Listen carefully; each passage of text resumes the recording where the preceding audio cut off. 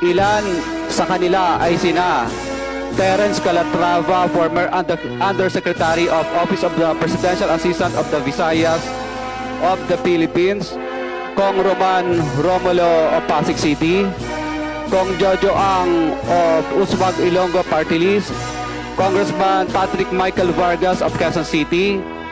Kong Juan Carlos Arjo Aitaide of Quezon City, Nicanor Nicky Briones of Aga Party List, Congressman Marcelino Marci Teodoro of Marikina, Congressman Florida Robes of San Jose del Monte, Bulacan,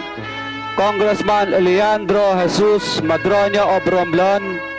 Congressman Benjamin Benji Agarao Jr., Congressman Florencio Gabriel Bem Noel of Anwaray Party List,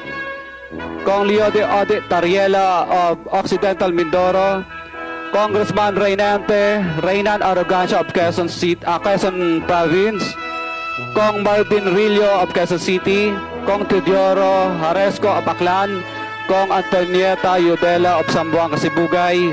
Kong Dean Asisio of Caloocan, Kong Marivico Pilar of Quezon City.